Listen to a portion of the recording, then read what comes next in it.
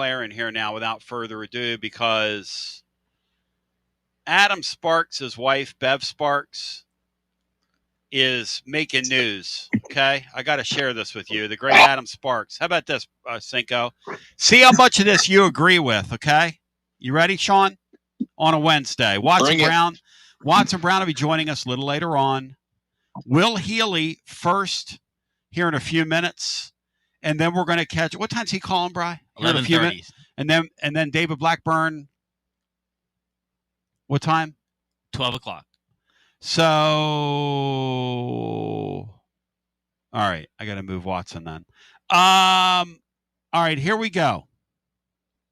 Bev Sparks says the following. When college football had prohibition rules for paying players, the mob, Alabama, could get anything/anybody they wanted under the table. Now that it's legal to pay, Bama isn't competing and can't compete with the high rollers. Cinco, I know it's Saban, but there's definitely a modicum of truth to that, Sean. They don't have the billionaires we have. No, I guess. Well, I wouldn't know about that, but their recruiting hasn't suffered. I think they're still number 2, and that's only because USC's an outlier right now with 32 commitments. But no, they've been the top 3 over the past 4 or 5 years, even with DeBoer the past 2. So they're still getting the talent. I don't think it's an acquisition problem. I think it's a development scheme problem. They were bad over the weekend, Sean, weren't they? They were. There was a lack of physicality that I'm used to. There was a lack of effort. Yeah. And to my eye, they just look slower than usual. Look, hey, there's only one Nick Saban, and when you had a guy that demanded excellence from every single person in that program, whether it was the cafeteria worker, whether it was his assistant, whether it was a GA, or whether it was a football player, he demanded it every single second, and he got it. And no other program, Tennessee doesn't have that. Sorry, Josh, Heupel, John Majors, Fulmer, we don't. There was only one guy that did that, and that was Nick Saban. And once you take a step or two back from that excellence, you just become part of the group. And I don't think you can get it back, quite frankly. You know, it's interesting what you just talked about, because it's almost like that guy has turned Alabama into a West Coast football team, Sean. That's a weird, but I don't think but that can't be it, right? With respect to everyone else out there, if Josh Heupel was at Alabama right now, I don't think the results would be significantly different. If Ryan Day was down at Alabama, I don't think the thing would be different. Yep. I think Nick Saban's just that much better than everybody else. Yeah. Yes. And he was a voracious recruiter. That was the other thing that separates. He's kind of like Tony Vitello. Those guys know, hey, it's good that you think I'm great, but what I'm going to do is I'm going to recruit so much talent that it's going to be impossible for me to lose. You know, how can I lose? It's going to be impossible for me to. Well, not only that, but he had total control over the state. He had total control over the university. He had total control over the media. People don't want to hear this. He had total control over the law enforcement, the police. Yep. He had total control over everything. Nobody would tell him no. And everybody, with respect, everybody that's going to follow him, anybody that was walked on by Saban and his administration is going to ruffle their feathers right now and try to get a little get back. And Bohr, whether it was Heupel, whether it's Sarkisian, whether it was Kiffin. Kiffin can say all he wants, but he wouldn't have maintained that level of excellence. He can't. There's only one guy that can, and that's Saban. And I don't even think, I keep hearing them talking about Saban going back. I don't think Saban going back would be Saban like he was 2 years ago, because they've already seen a taking off of the gas pedal. That's and exactly once you do right. that, it's impossible to reclaim that. Now, Cinco, we've had a real turn of events here since January where we're on the gas pedal in recruiting. Did you see this coming, Sean, to this degree? Flipping the guy from Auburn, the defensive lineman. I mean, that was a significant weekend Tennessee had with the wide receiver and then the acquisition of the defensive lineman. Well, I think you also include the young man, the offensive tackle, the Kamari Blair from Clarksville. If you remember, we got the Okendo, if I'm mispronouncing that right, the offensive tackle Okendo, who's had mixed reviews. Some say he's a 5-star, some say he's a 3-star. But no, and then you have the Shabazz kid, both offensive tackles. Blair goes to South Carolina because they opened up a bag for him.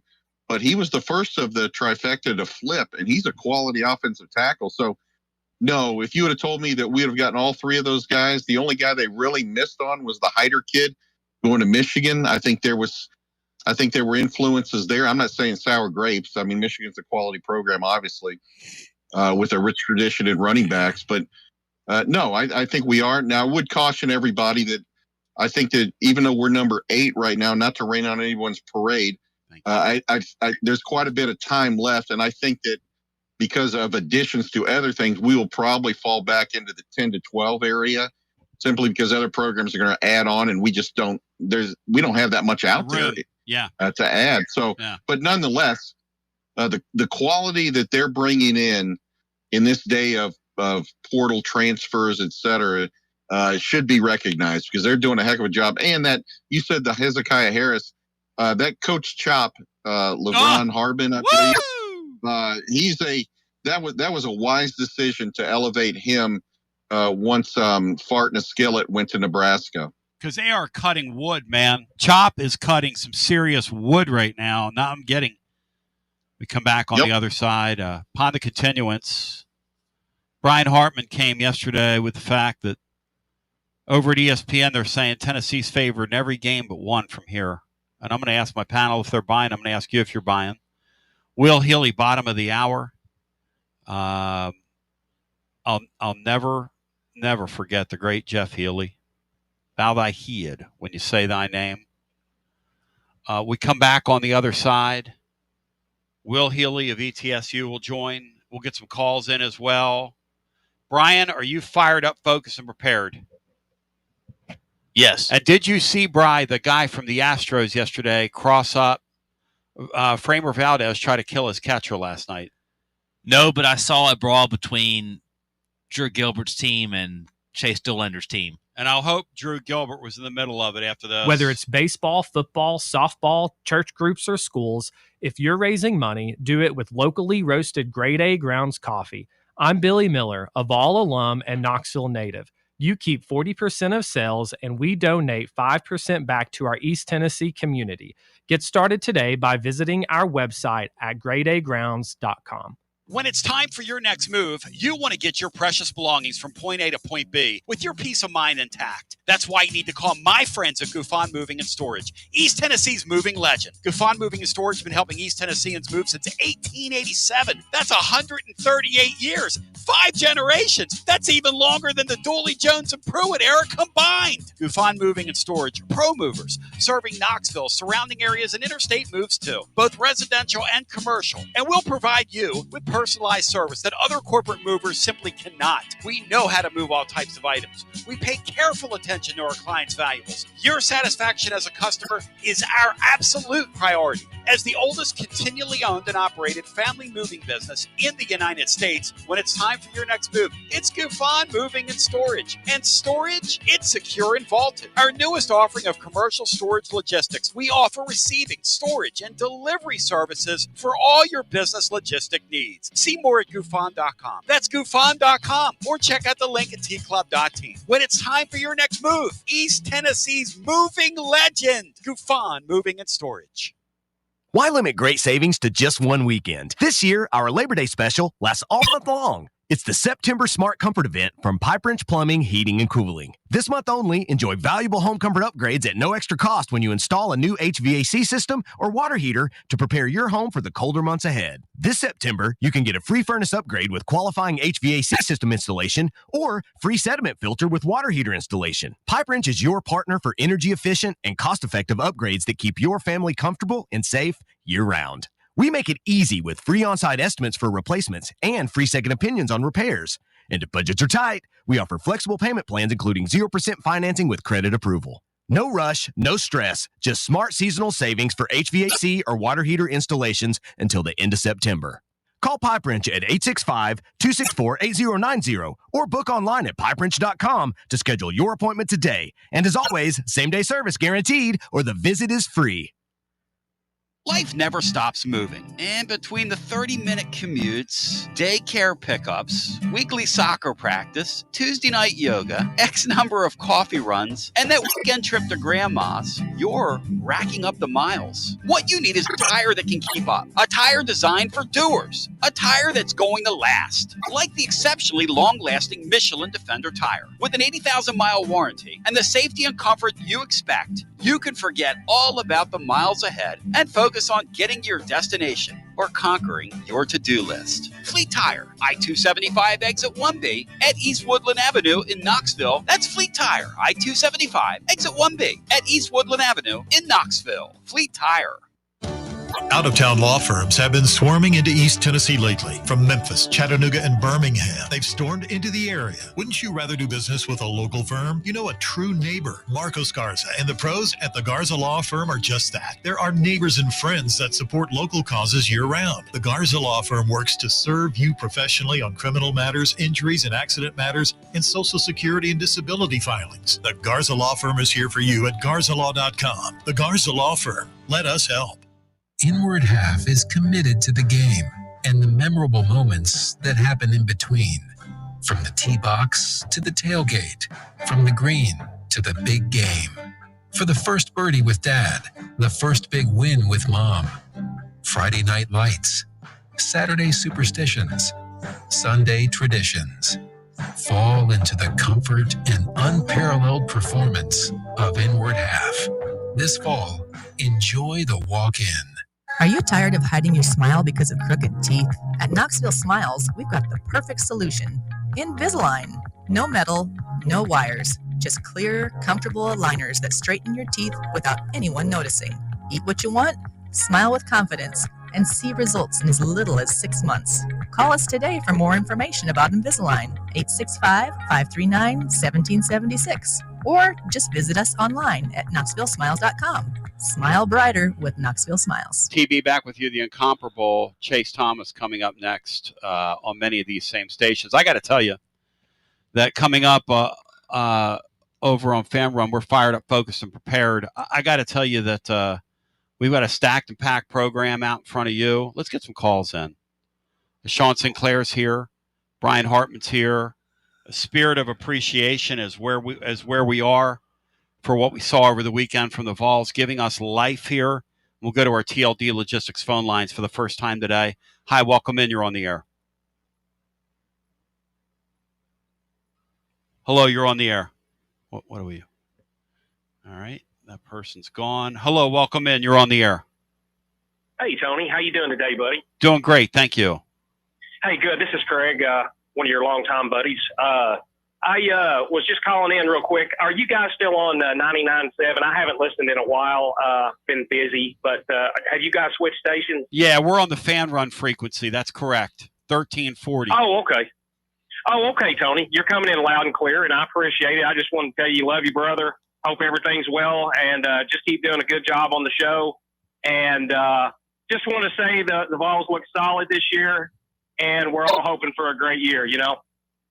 Yeah, I think, Sean, you and I were talking about it. The play of Aguilar over the weekend, man, it's just got to raise the spirits of people across this deal, Sean, right? Not that it matters. It totally exceeded my expectations.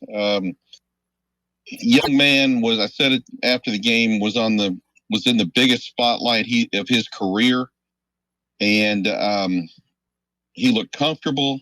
He ran the offense with tempo that we haven't seen the past 2 years. Everything that he did not ideal can be corrected. He did not, obviously, putting the ball on the ground was not great, but that's two new guys trying to figure it out. That can be corrected. He looked like he had the complete confidence of the program and the coach and the play caller. And not only that, most importantly to me, after so many years of doubters, and then the other guy that went to the West Coast, still people with a narrative that he's the better player, etc. I thought in post-game interviews, Joey Aguilar held himself with class and really represented the school and the program well. So I could not be more proud of that young man, and I could not be more proud of, quite frankly, Coach Heupel and Joey Halsey, because Aguilar, in 100 days, as you said, after the game, he looked ready to play in the SEC. Marvelous, just a marvelous performance, man. Just yeah, it was, Tony. It was overall just outstanding. Real quick, what do you think about Heupel's 5-year extension? I think it's awesome, man. I'm pretty happy for that, dude. Oh, no question. And you got to keep him locked up. Look, Brent Hubbs, or a guy asked him a question the other day. He's a veteran of the league now. He's one of the veteran coaches in the league. These guys don't last. You know, he's in his 5th season, and it looks from Tennessee's signing class like there could be some ascendancy there. Well, take a look at the offense. The offense was totally different than what we were used to. The screen game was totally different. Yep. They adjusted. They've gone back to, at times, a more even in tempo. They've gone to a more traditional splits for the offensive line and brought the wide receivers closer to the line of scrimmage. There was a time when Star Thomas was in the pistol and not in that regular set that we see every week from every team. So congratulations to them. Our big concern last year was that we were not adjusting to what Arkansas, and then what other teams were doing. And I'm sorry, they did. For the haters, they did. They absolutely revamped the offense. Yeah, Tony, on the way out, buddy, I just want to tell you, I think we've got a stable of running backs that can do some damage, man. It looks like, for once, we just got it stacked there in that position. I love it, man. I think it's going to be a good season, buddy. Thank you, brother. Good talking to you.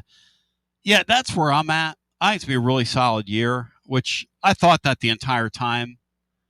Of course, none of us knew what you had in Joey Aguilar. And I don't know, look, until you see it in the SEC, I'm not going to be a cheese mover here, but that Syracuse team defensively is really bad. So you got to kind of keep it on perspective. But what's fun is that you get some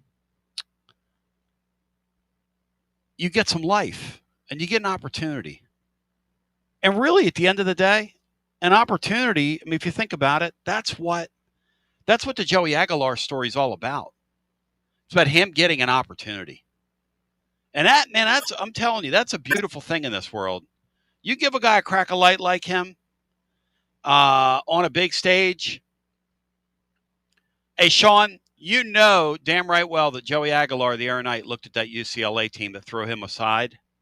How glad do you think he is he's on a legitimate, real football team that has a chance to make legitimate, real noise instead of that junk at UCLA? Because that's a junk roster at UCLA, Sean. Every single person in that program, whether it was the head coach, the assistant coaches, the managers, his teammates, everybody, the families of the coaches and players watched some of that UCLA game, because that program got defecated on by Big Nick and that family. And then when he left, they threw him under the bus and tried to spin it any number of ways. And they won't admit it, but every single one of them chuckled when they saw that UCLA game. And frankly, I don't think the worst of, especially just Sean Foster. No offense to that guy, because he was a nice player, but that guy is an absolute poser as a head coach. And frankly, their high water mark may have been last weekend. Back to our phones we go. Hello and welcome in. So we get our next call in. You are live on our Wednesday edition. Will Healy, head coach, East Tennessee State, coming up. And then David Blackburn later on, and then Watson Brown later on. So let's get some more calls in. Hi, you're on the air. Columbus, Ohio. Hey, welcome in from Columbus, Ohio, my friend. A couple of things. I've been listening to y'all for years. Went to Bearden High School grad, came up north to Indiana University, and just a few things I wanted to share with you. You've been talking about Joey Football being a gamer. I have an example I feel like is a perfect illustration of that. If you think about Nico in the Arkansas game last year, Nico, at the end of the game, runs out of bounds instead of making a play. And I just look at the game this past Saturday with Joey Football moving out of pocket and hitting Star Thomas in the end zone. That's a gamer kind of move. And I feel like that's what we've got now. I think in an end of the game scenario like in Arkansas or maybe Mississippi State, like you're talking about, Joey Football is going to put us in play. He's not going to just leave us out of bounds. Well, in look, the game like that. The two guys, and I'm not knocking anybody here, okay? I'm just pointing out facts. You can call me a hater all you want. The two quarterbacks in my lifetime I've seen run out of bounds on plays were the guy last year, the Polynesian Prince, as I will call him, and also Joe Milton. And what do those two guys have in common? We did not run the offense we ran Saturday when those two guys were the quarterback. They warped it down, and they slowed it down for those two dudes. Now, you tell me, is that a coincidence? What is that? Because it's certainly, I'm making an accurate statement here. Those are the two guys. Have you, sir, ever seen anybody run out of bounds on fourth down and not throw a ball in the end zone? Because I've never seen it. Besides Milton and Nick, I'm sitting there going, last year, we got another Milton. What are we doing? Yeah, Milton and Nico also could overthrow it instead of hitting 75 yards down the field in stride. Also, yesterday, y'all were talking about, or someone was talking about ESPN Plus games. Yeah. What do you think? So when I went to college, I left the great state of Tennessee to Indiana University, and I arrived on campus in 1999, the year after we won the national championship. And I'm excited for the Florida game. You know, it's on my birthday weekend in September, and every year. And I'm getting it on. And the ESPN Plus channel, so what they would do is regionally, I guess, they would just take over the CBS station affiliate, and they would put on, I think, like Purdue versus Illinois. And I had to call my mom halfway through the game to get a play-by-play from her in Knoxville because there was no cell phone. I couldn't get the internet to give me updates. I had to call my mom on a pay phone to get an update on that game. So it's quite the experience now with, you can see any game you want anywhere. But back then, I tell you what, it was the worst time of my life not being able to watch for the first time a Florida-Tennessee game in real time. Isn't that wild? Like, I remember my brother would walk. He had a designated spot in his house where he had his radio, and he would put the Eagles radio, Merrill Reese, lay the phone down, and then, like, after quarters, he would come pick it up, and we would talk. I would sit there and listen to the game the whole time, like 25 years ago. That's the world we lived in, man. Like, for the kids out there. And you know what? You made good back then. You figured out a way, and you made good, you know? Absolutely. So thanks for the call, brother. Hey, how about Indiana's run last year? And how about the life we had in week one? Could we be a surprise team this year? You know, kind of a light schedule. I fought it all summer, and I'm still kind of fighting it, to be honest with you, because I don't want to let myself get disappointed. I can be negative with you. What do you think? I'm optimistic because it used to be for 30-plus years, if you had a loss against Florida, you're out of it. Mm-hmm. You now can have 2 losses, maybe even 3 losses, and still be in conversation. It's great. Yep. But not with our schedule this year. 3 losses with our schedule, not going to cut it. 3 losses with Texas' schedule, maybe. 3 losses with Oklahoma's schedule, maybe. 3 losses with not Texas' schedule. I'm sorry. Florida's schedule is what I meant to say. But thanks for the call, man. Great hearing from you. Please call us again in Columbus, Ohio. Will do. Thanks, Tony. Those people are obnoxious in Columbus, Ohio. I got to know. You know why? Because I'm obnoxious. Hello and welcome into our next call on your TLD Logistics phone line. We're off to a flying start on a Wednesday. Hi. Hello, you're on the air. Say, Tony. Yo, what's up, T? Tony, that caller was the exception because I personally find, I know he was not an Ohio State fan, but are there a more obnoxious fan base in the country than the Buckeye fans? A negatory, my friend. Negatory. Tony, this past weekend would have been absolutely perfect. A 10 out of 10 if Ohio State would have lost. I feel bad for Arch. But man, he could not throw it against a barn. He just had probably one of the worst games I've ever witnessed by a top flight recruit quarterback. I feel for him. A third year guy. By all accounts, to be a great kid. A third year guy. I'll give him credit. He stood up after the game and he said, "Look, we thoroughly outplayed them." He said the issue today was me. The issue today was me. He said, I have got to play better. I give a guy a lot of credit. Well, I give him huge credit. It doesn't shock me that he had that level of accountability being a Manning. That's impressive. Probably will serve him well. I'm sure his teammates love that accountability, love that leadership. I wish him well. It's hard to pull for Texas, but he seems like a great kid. Tony, I think the difference is we have a 24-year-old grown man, very mature, starting quarterback who absolutely appreciates this opportunity. The stars had to align, Tony. UCLA cast him off.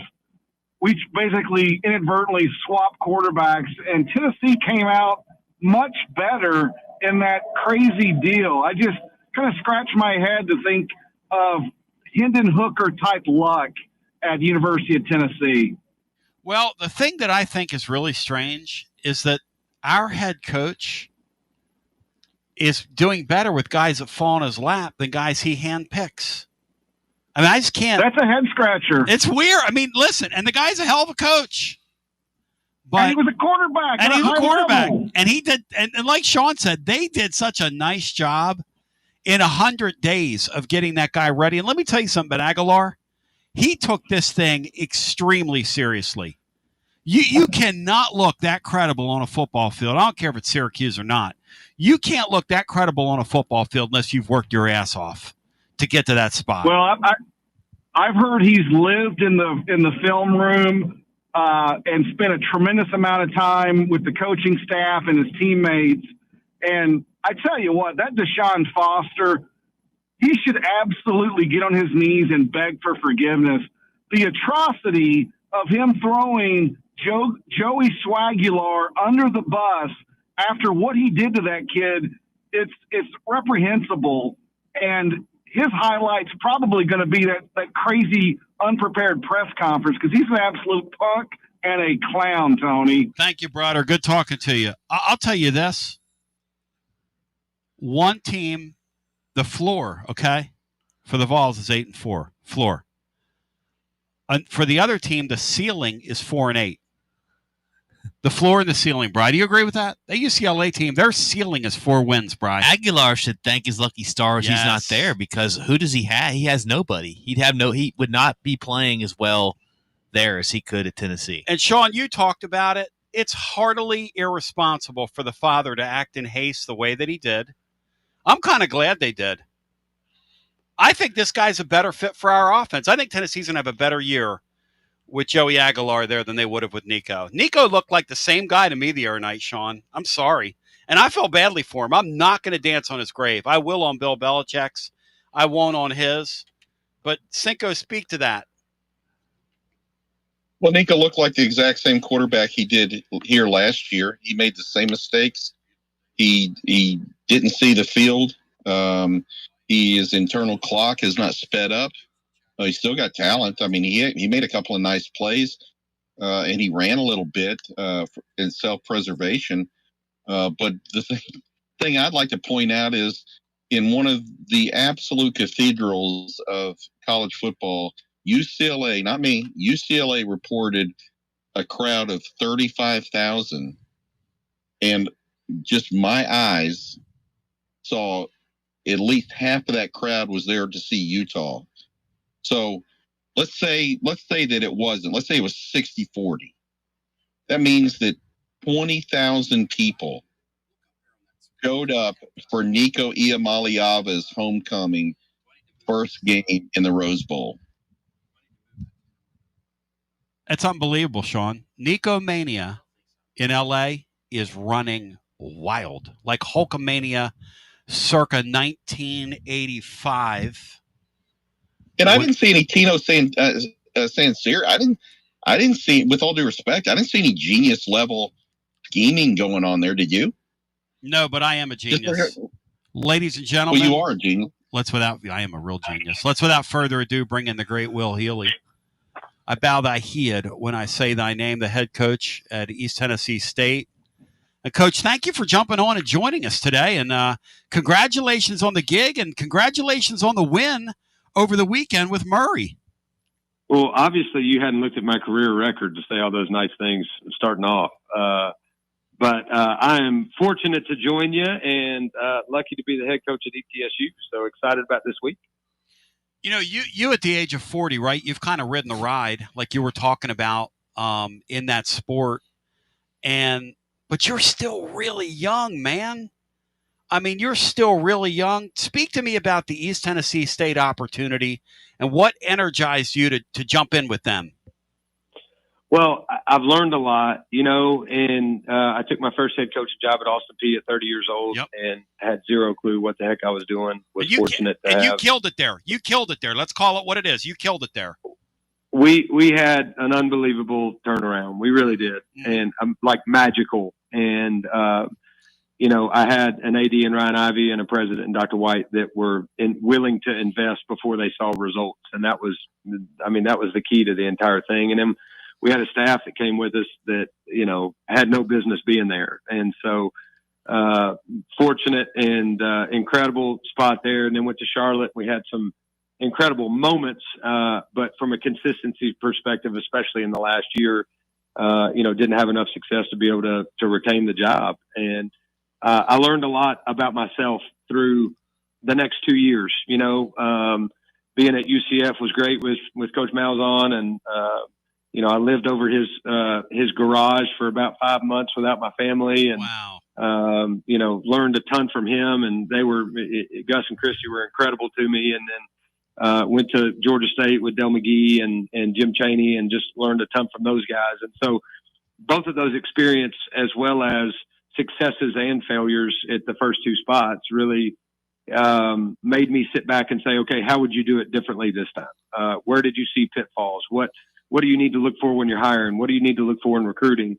And I just kind of, you know, I never lost confidence in myself to be able to do the job, but I think I learned a lot from my experiences and you know, what I needed to do better the next time. And so as I was going through at UCF and at Georgia State, there were opportunities that, you know, I was involved with. I think that this one, to me, especially after the job that Trey had done last year, moving into this year, you know, it was a spot that I feel like you can sustain success. And that was really important to me.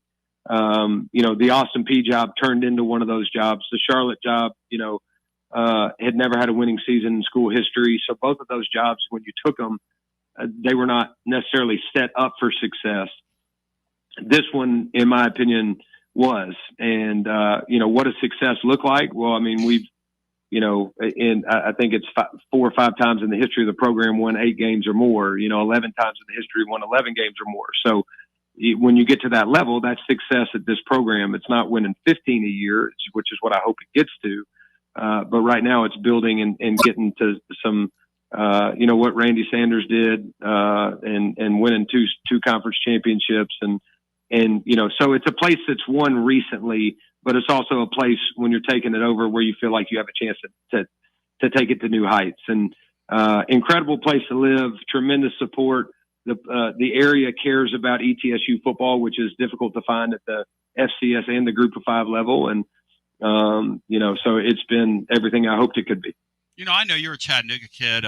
I've always found I've always been fascinated with the way people in Upper East Tennessee love East Tennessee State. And I go back to the days when they had Mr. Jennings on their campus. I'm a little older than you, so the late 80s when Les Robinson had those great basketball teams, rather. And that community, it like Dr. Rogers, Performance Medicine, his family, those people love, shout out to my friends Performance Medicine, those people love their Bucks up there. And there's a lot of Vol fans. There's like a crossover there. And it's always struck me, and I was watching Randy when they went to the playoffs, and we had Scott Carter on a bunch back then, but now you've got David Blackburn there. It seems like you've got a very solid administration around you. It seems, Will, like you've got a real opportunity there. Yeah, I mean, speaking on the crowd base first, I didn't really know because I hadn't been here. I hadn't been to a game.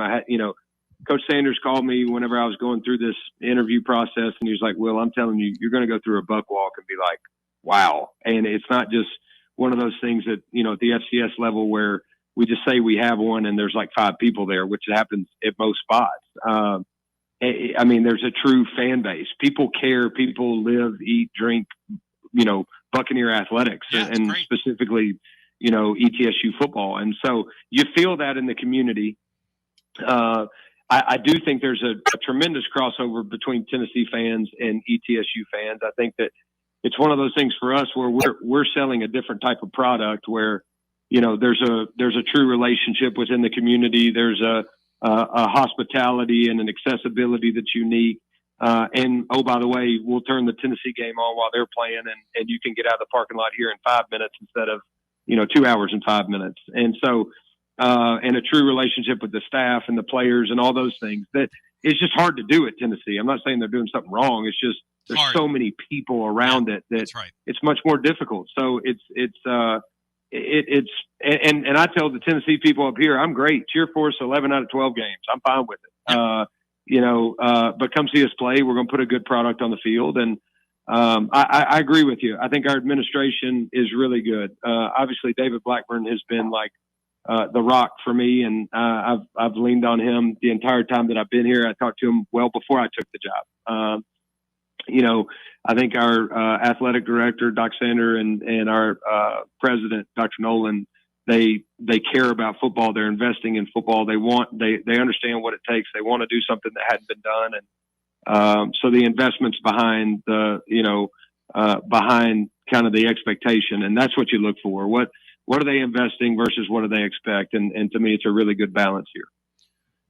With your personality, and look, you shot out of a cannon when you were with at Austin Peay. There was no question. And you went to a very, very, very hard, if not impossible job. Let's just call this what it is. And that was very difficult. And now you get a real opportunity here. The thing I like about the spot that you're in 1AA football, you can look at it 2 ways, right? You are going to have guys that can really play that get picked off your roster by the power schools. That's going to happen. But if you're resourceful, if you have an eye for it, you have really good stories. Like both of your quarterbacks are interesting stories. Cade McNamara is still playing the sport. You know what that tells me? You got a kid there that loves playing the game to still be coming out. What do you get in Cade McNamara? What will we see in him on Saturday? Yeah, I think that what you get at this level, you're right. I mean, whether it's coaches or players, you hope that you're signing players and hiring coaches that have opportunities to be able to go make millions of dollars and go be at the highest level, go to Tennessee, right? Sure. My goal has been to lose them to Tennessee, not to a group of 5. Yep. How do you do that? In my opinion, their experience here is really good. They're in an area that cares about it. It's a great place to live. You're conscious of their time and their families. And then you win games, and I think what you see right now, which I've lived this life at the group of 5 level, that there's an elite group of teams that you expect to go win 9-10 games a year. And then there's a lot of other teams that are fighting to get bowl eligible. And so when you have a great year at that level in a lot of places, you're winning 6 and you're losing 6. And in my opinion, when you have a great year at this level, you're winning 10, you're winning 11, and you got a chance to go compete for a national title. So winning is part of the experience. And, the opportunity to be developed, the opportunity to play. And I think that's what Cade and Jacoby both were looking for. Some of these guys have kind of been tossed and turned in this NIL world and this big business world. And, they want an opportunity to kind of go back to the basics and play for the love of the game and be with a group of guys who want to win and do something special in a place where it's still important. And that's what I found in both of those guys. The rationale behind them choosing ETSU to come compete, is something that probably didn't make a lot of sense to a lot of people across the country, but we just happened to find two of the right character guys that were looking for the right things, the stuff that we had to offer. And, they've both been incredible. I think if you'd have told Cade before he came to ETSU that he would be splitting time with a guy who started 8 games last year at North Carolina, he'd say there's no way. But he's handled it like a man. He's handled it in a very unselfish way, and he's extremely talented. I mean, he's seen it all, done it all, been, started in the national semifinal game for Michigan when they played Georgia. Crazy. He's been in any environment that you can imagine, and Crazy. I think that experience bodes well for him, but both he and Jacoby, and just been really proud of what type of people they are and how they've handled this situation. And I feel really good about our future for this season because they're both here. McNamara's been at it so long, Coach, that he beat out Joe Milton, or took his job rather in the middle of a season. I mean, God, that was like Joe Milton's been in the NFL it feels like for 7 years. I mean, it's just there's some guys on our roster that definitely have to say yes sir to him, but he still acts like a kid whenever he goes and plays this game. And so that's the fun part. But he's been playing a long time. There's no question. I mean, you're seeing more 6th and 7th year seniors. I have to, when I do pregame meal, I have to say, if it's your 5th year or greater, then you can go first. Right. So it's no longer 5th year seniors. It's 5th or greater. The thing I love about your sport and the thing I love about what you're doing is when you talk about living above Gus Malzahn's garage, that's called I love what I do, and I will pay any price to do what I do. And those guys are getting an opportunity as well. Brian Hartman, jump in here as we're visiting with Will Healy, head coach, East Tennessee State, the Bucks in Neyland Stadium. We'll be live with you, Garza Law, 5th quarter fan reaction after the game. We'll be live at Calhoun's in 2 days on Friday. The great Al Wilson will be in the flesh with us, who is football personified. Go ahead, Brian, jump in here. Yeah, at the top of the FCS, you have North Dakota State, South Dakota State, who seem like they're on a different level.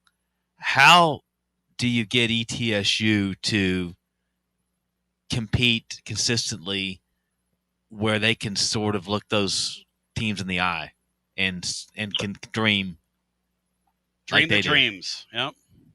That is a great question. Can I go back to the Calhoun's and the fried chicken salad that I could get? Let's come on down. Hey, you come on down Friday, Coach. Come on down. You're doing your walkthrough. I would meet Gary Rankin at Calhoun's every time I came through Knoxville to come recruit. Let's go. And so that was my spot down there on the river. And Al Wilson, I remember sitting in that stadium as a young kid, like hoping to get an Al Wilson wristband. So you're close to my heart right now.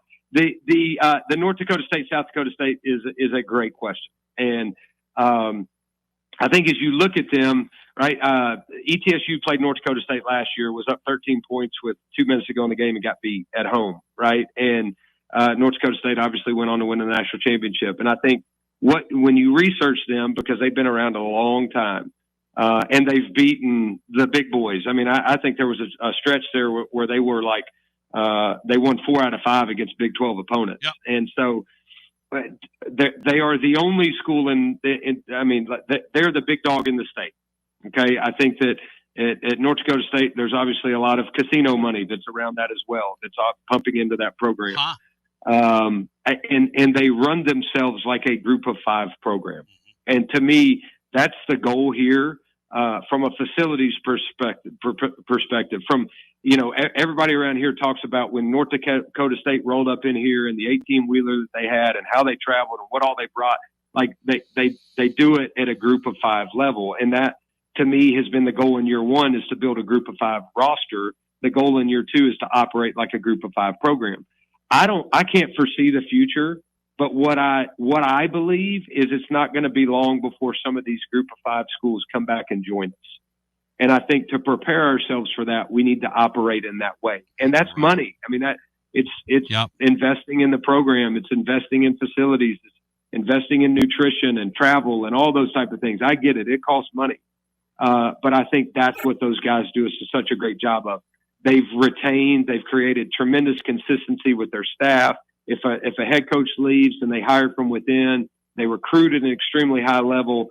And a big reason why they're able to recruit is because they know guys are going to go there and win. They're going to develop, and they know that place is doing it at an extremely high level relative to who they're competing against. And, to your point, to me, that's the goal. Well, to your point, North Dakota, they had Kansas State flat out on the ropes. Probably should have won the game. Sure.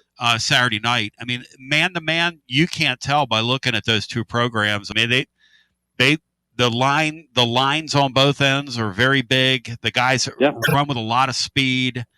You can tell the nutrition programs there. A thought has occurred to me down through the years, with everything all the eyeballs we have on this now, and people have these apps on their phone and they love to gamble on these games and everything else, Why doesn't the group of 5 do their own playoff? People would celebrate that. Why do we pretend? Why aren't they doing that? What the 1AA level does, and just celebrate their own teams? Don't you think that would work? Well, I think now, because the 12-team playoff includes a group of 5 team, I think that question is going to be more. I mean, that's going to be more difficult to do because everybody's just fighting for that one spot. And I know, but I don't think they want to prove to the playoff committee that, hey, we're okay if we're not involved. Yeah. And so it's harder now than it probably would have been 5 years ago. But I think that's a unique and really good idea. It would be exciting to watch, and obviously anything people have a chance to bet on nowadays with football, they're gonna watch it and do it. So, but I just think that the group of 5 does not like taking a back seat to anything that the Power 4 schools are doing, and so right now it'd be hard to convince them to do that. Hey, Will, my best to you, man. I appreciate you jumping on short notice for us. It was great having you on.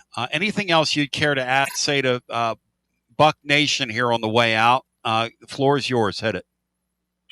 I'm excited about Saturday. I mean, what an incredible opportunity for us to go compete against the best of the best. And it's an honor to go play at that place. It's got a ton of history. It's got an incredible fan base. And I'm excited to take our brand of football down there. And I'm very appreciative of how these people in East Tennessee have embraced myself and our family and our staff and our players. And I don't want to stop now. I mean, we've got such an incredible future and potential that I want this place to be a place that wins championships for a long time. And, I can guarantee our family would love to be here for a long time. So I appreciate your time. If you're around on Friday and you want to come by the hotel and come to meetings or whatever it is, man, you come on by. But appreciate you having me on today. Thank you, brother. No, I'm low energy, Coach. I'm not like you. I'll be home sleeping Friday after my gig down at Calhoun's. No, come on, you'll bring the juice. Come on, just drink a little Red Bull. You'll be fine. Thank you, Coach. Have a good one. I'm low energy, but he appears on my TLD Logistics hotline, and I love him like a brother. And Cinco, I feel good for him, man. That was good stuff right there with Will Healy. I feel good for him, and the great David Blackburn's going to join us here in about 15. Let's get a call or so in here before we do that. Hello and welcome in. You're on the air, and you're on our Wednesday show. Welcome in. Hey, Jason in Atlanta. Hey, Jason in Atlanta. Welcome in, brother.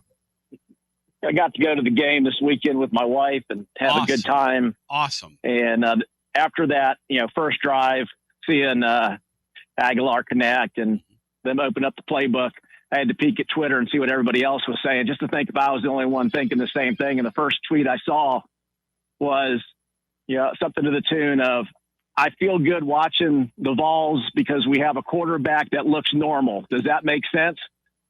That's exactly what I was thinking. Like, this quarterback just looks like normal. A football player. Doesn't look like a deer in headlights. Doesn't look afraid to have the football in his hand. And we had a brief glimpse of that with Hendon Hooker. But like even Garantano, man, he would just always look afraid in the pocket and this clueless look on his face. And I know that wasn't Heupel's problem, but we just had an awful run of weird quarterbacks. Weird quarterbacks. That is the first time I've heard anybody articulate that. Sean, that is so true. Last year, you came on here when the man was a sitting quarterback. I give Sean a lot of credit because Sean gets ripped on the boards, people rip because Sean's not afraid to say it. That's why Sean and I get along. But Sean said, man, there's just something about this guy. Hey, Cinco, to our caller's point in Atlanta, Bino, we were talking this morning, and Bino said, Tony, I found myself watching Nico Saturday night, and he was doing that thing where he just looks over to the sidelines, almost like he has, if they don't tell him what to do, Sean, almost like he can't guide his team. And Joey Aguilar's been here 100 days, and he didn't look over to the sidelines at all, Sean. He didn't look over all the way around, yeah. That's exactly – Sean, your thoughts on what our caller's saying, because I think he's hitting it. Well, I think this will be heard by some as a pejorative, and it's not. But Nico's a 7-on-7 camp quarterback. He's not, in my opinion, he's not a football playing quarterback, and there's a difference. After what you saw him at UCLA, anybody trade Nico for Diego Pavia? No. And Diego Pavia probably will never smell the NFL. Would anybody trade Nico for Joey Aguilar? Before this past weekend, nobody would say, "Oh, the heck no! I'd rather have Joey Aguilar." But that's the case, and it's not just Nico. I mean, it's easy to pile on him because it's low hanging fruit right now. But the fact of the matter is, the past 2 years, Josh Heupel's not been able to run his offense because of the quarterbacks that were starting for him. I don't know that Aguilar is going to be Hendon Hooker. Probably not. Right. But at least he can run his offense. Oh, he's going to have his moments, and for the first time, for the first time running the offense, to have 3 touchdown passes and to show the presence of mind when a play's not there to kind of I don't know what the word I'm thinking of is, but go off script and find a way to get in the end zone. Yes, that play he made in the corner with the improvisation. Yes. Our guy didn't do that at all last year. Neither of the last 2 did. You're right. They didn't feel the game. Out of bounds. They didn't feel the game. That's such an accurate statement. And look, Joey Aguilar is going to have his moments. The guy is not an accurate thrower of the ball. He's going to throw some high balls. He's going to throw some balls that are going to get tipped and picked off. That kind of thing's going to happen. But he has we can live with that. I will live with that because he's got a feel for what he's doing. That's the problem Milton and Nico had. Yeah. They were afraid to make mistakes as a quarterback, so they played scared. Every play, Joey Aguilar, you don't know what you're going to get right now, but he competes. That's exactly right. right. Nico competed. No, that's what Mito said. I'm watching him. He said, Tony, I don't know why, but maybe he can articulate this Friday. He said, but it ran all over me watching him just slow their game down to a snail's pace and just staring over there with that blank look and that stupid ponytail. I mean, no offense to him. And just kind of like, oh, what do I do? It's like, I'm so glad that guy's not here now. I'm sorry. Some of you love him. Yes. Some of you are trauma bonded to him.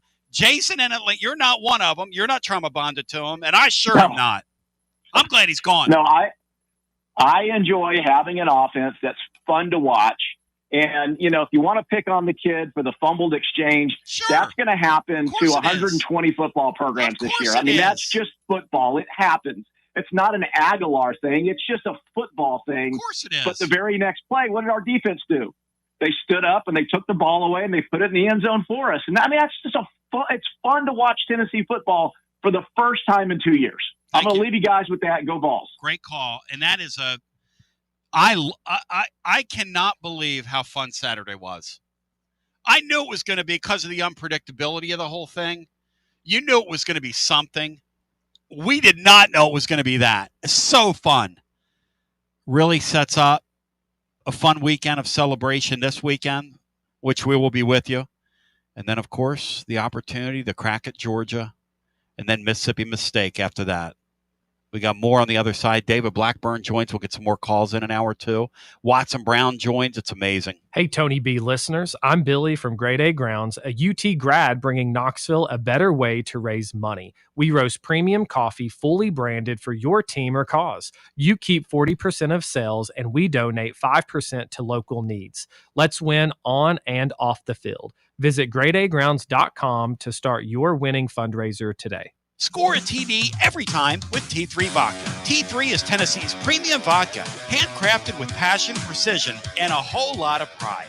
T3 Vodka is taking the Volunteer State by storm. T3 Vodka, handcrafted in the majesty of the foothills of the Great Smoky Mountains, where quality isn't just a promise, it's a way of life. Filtered 10 times and 80 proof. T3 Vodka delivers a smoothness that's unmatched. This dedication to excellence has already earned T3 Vodka prestigious accolades. T3 is a 5-time gold medal winning vodka and the 2025 SIPS Consumer Choice Award medal winner.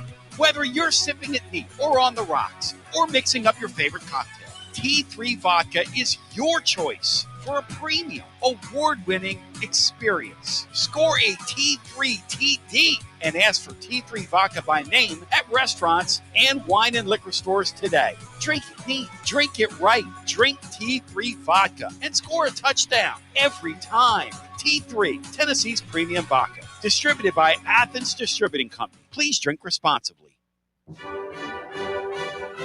Basilio here. No one does it like Alumni Hall. I'm here to tell you, living Vol fan, only one place that's the best place to shop for Tennessee gear, and that's Alumni Hall. The best and largest selection of Tennessee apparel for the whole family. Top brands like Nike and Champion, Columbia, Peter Millar. Load up on hats, accessories, Yeti, all your tailgating necessities. Download the Alumni Hall app, click account, and it'll tell you how much Hall cash you've earned. You earn $10 in rewards for every $150 you spend. Alumni Hall, with physical locations in Murfreesboro, Bristol, and 3 locations in Knoxville, now open in Johnson City. Pop into Alumni Hall and get ready and tell them Tony B sent you.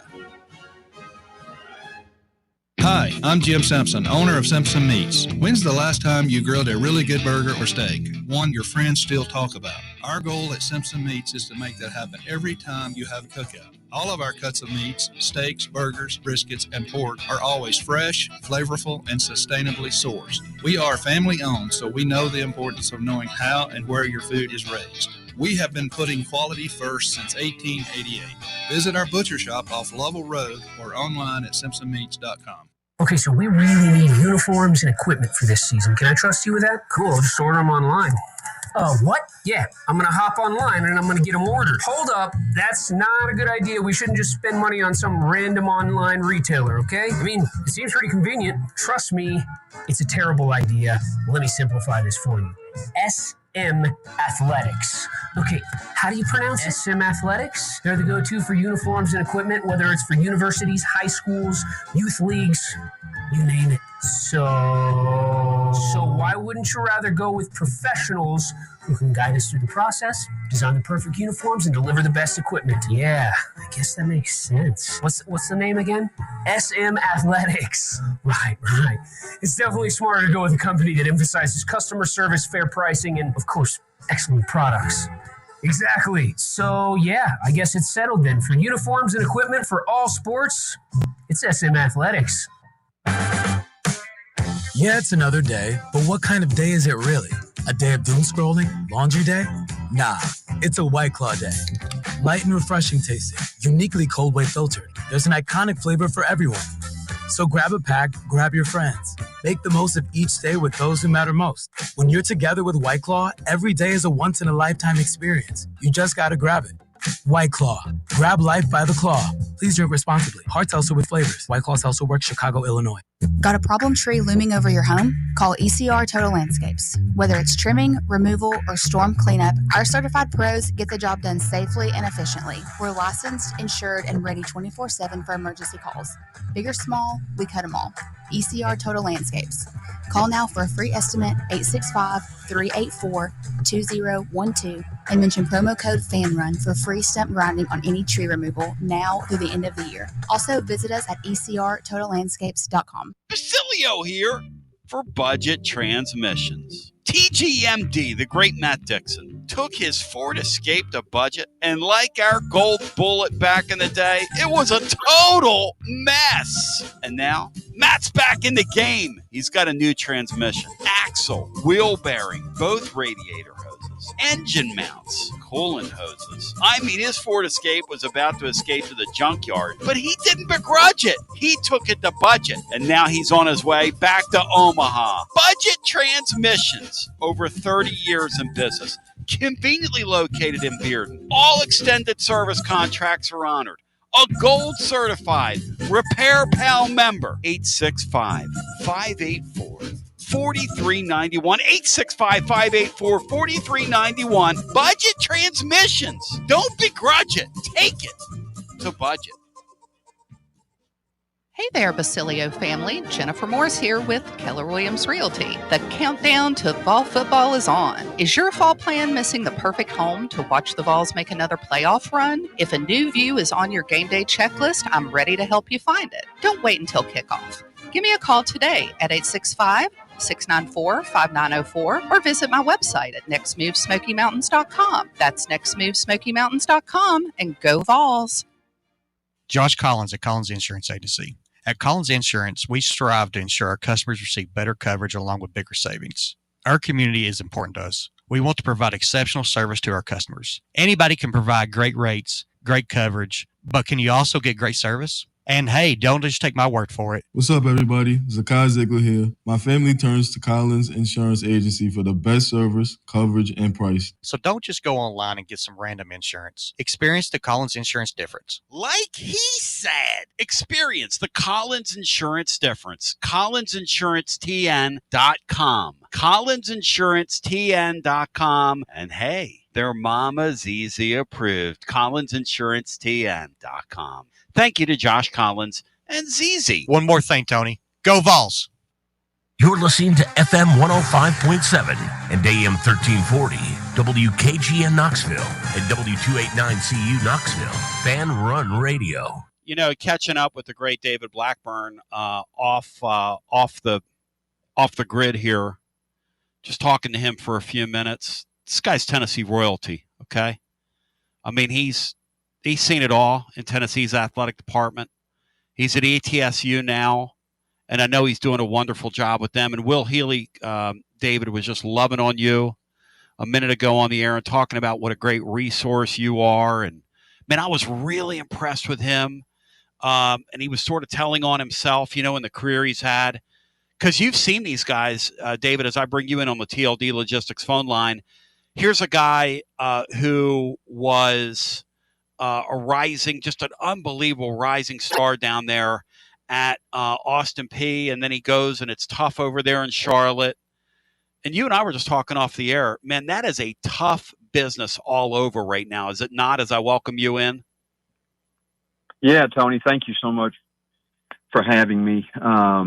Yes, it's a very tough business. I've been so impressed with Will. I was around him when I was at Chattanooga. He was our wide receiver coach, and to watch him to get in the industry and then to have some hard times and to rebound and learn, it really epitomizes what life is and what we all go through. And it's a pleasure to see him now and what he's doing. And I'm so thankful to be able to help out up here at ETSU. So yeah, it's awesome. I'm glad you got to catch up with him. He's a very class person. From your perspective now and your gig there, how much of a challenge is it for you in the environment we're in to kind of raise the money to help these coaches do what they're doing? It's very hard. I think it's hard everywhere. It's going to get harder. because to sustain what's going on in the college world now with revenue share and NIL is a concern. Certainly, the further down you go from the Power Four down to Group 5, even down to our level FCS, it gets very difficult. You end up fatiguing certain donors, and that's a problem. So we're going to have to find ways to have residual income, recurring income to sustain, where we are now. But it's not too big an issue now, but as the years go by, I worry about the sustainability of it at all levels. Yeah, I do too. One thing I worry about here is I watch Tennessee and some of these big boosters I know, people you know as well, you talk about stressing these folks. I mean, I just wonder how much you can just go back and go back and go back. And here's the other thing. You can't win at every school. So this is across all these big-time college football deals. When people give that money, and you know this, they want to see you win. Not everybody can win. This thing's a minefield, man. That's for sure. And there's a lot of expectations when the money gets ratcheted up, and we all know that. And a lot of pressure on the coaches, and we haven't seen that yet, but you're going to start seeing that this year and next year and subsequent years. But it is. And even at a place like Alabama, Georgia, certainly at Tennessee, there's still 5, 6, 7, 8, 10 donors, and you find yourself going back to them. And at some point, there's a breaking point, a fatigue point. It's a real problem. The great David Blackburn joining us. East Tennessee State gets an opportunity in Neyland Stadium this weekend. And, David, before I jump Sean in here, I want to say hi to you. The thing that I look at when the SEC went to 9 is that on the 1AA level, you guys use these games for sustainability. Right. How much of a concern is that these types of games are going to be harder to find now that the ACC is going to go to 9 league games? The Big Ten's already done it. The SEC's done it. And I'm just going to say this out loud. I hope the University of Tennessee going forward keeps that money within the state and keeps playing yaw and programs in the state. How much of a concern is that, though, that you're going to have more limited opportunities? A very much a concern. Obviously, I think that just happened a month ago or whenever that decision came down to play 9 games in the SEC League. They've talked about it for a long time. We're trying to schedule out as far as we can, obviously, to insulate against that. But it's a concern. And I do think Tennessee's done a great job historically of playing, the Chattanoogas, the ETSUs, the Austin Peays, and keeping the money in state. But it's an important part of our budget. And my hope is as these bigger conferences are required to play more games and even an out of conference higher end game, they'll still look to buy some guarantee games, and the FCS schools will still be able to benefit from it. But it is a concern. How much, walk us inside? What kind of payday do you know? Do you get from this game, and how much of your budget is it? Yeah, so usually not just this game, but across the board, an FCS team that plays, say, a Group 5 team, is usually around $350,000, $375,000. An FCS team playing a Power 4 team, will be somewhere between $500,000, $600,000. And if you're a Group 5 team playing a Power 5 team, it's $1 to $1.5 million on the guarantee. So you're talking significant money, especially at the budgets that are held at the mid 5 and the FCS level. Wow. Sean Sinclair, jump in here with David Blackburn, who joins on the program. David, I want to wish you you and your family all the best. It's been almost 40 years, my friend, since you welcomed me in as a young manager, UT football, and for everyone, a couple of things. This guy hasn't changed in those 40 years. Still the same solid rock guy that I met and called dog all those years, and without question, the greatest flag football quarterback that's ever stepped foot on the hyper field over that, and that is really? Everyone. If you know from the Lakers of old. But David, our dog, Clark Higgs, and Charlie Lockerbie are listening, and they told me to tell you hi because they won't be able to. But I want you to know that you represent us all, and we love you. And I know the career's taken some ups and downs and everything, but you have been you have made us proud, and we do love you, my man. Well, Sean, thank you so much. It's so good to hear your voice, and certainly good to hear Charlie and Clark, all those guys. And man, I wouldn't have been able to do anything if it wasn't for the start I got with you guys and being a part of what we did there as managers. And I still say that I learned the most in that role. And it's just so good to hear your voice, and appreciate the kind words. But yeah, I'm still helping out a little bit, and they're letting me hang around, so I'm grateful. Hey, David, I was talking to Al Wilson the other day, who's going to join us at Calhoun's on Friday.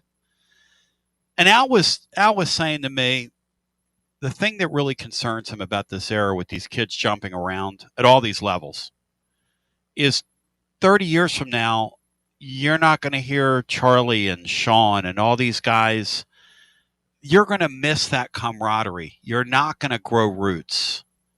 Yeah. From your perspective, when you think back to your time at Tennessee, this is twofold. How much of a concern is that to you, the era, what we're doing to these kids? And it's really the system that's doing it to the kids. It's not the kids. The kids are going to – right. The kids would have always jumped around if they could have jumped around. But Al's like, Tony, my friends that I made at Tennessee, football, non-football, support guys, he said that's just been such a rich part of my life. And you wouldn't have that if you jumped around. That's exactly right. So much about life is about relationships and learning how to have those, maintain those, develop those, keep those, lean on each other. And that's life. And so, you're seeing that now in the college game. You mentioned, Sean and I talking there and the friends he mentioned that we have and always will have. And I'm seeing it here. I mean, we brought in 50 plus new players. Last year, I think we brought in 38 plus new players. That's just in football. And so every year it's transactional. And when you get into transactions like that, you lose that relationship and you lose the camaraderie. I think it's a serious concern, especially the end game of what we're doing. And I think Al is right. And you just don't have that much anymore. Now the team bonds and they have a purpose and a cause for a year, maybe 16 months, but it flips. And it's a real concern downstream. Reflect on what the University of Tennessee means to you, David. I got mad with that whole AD deal several years ago, and I was for you in that deal, and you land on your feet. Your guy's not going to be stopped. But at the end of the day, I know you still have such a love for this place and for this state. Can you articulate that for me, what University of Tennessee means in your heart? Oh, yeah, absolutely. Again, it means so much to me. I'm not, have what I have or had any of the near the relationships or career I've had without the University of Tennessee. It's special. I've certainly made my mistakes and no school or no entity owes me anything, but I owe Tennessee so much.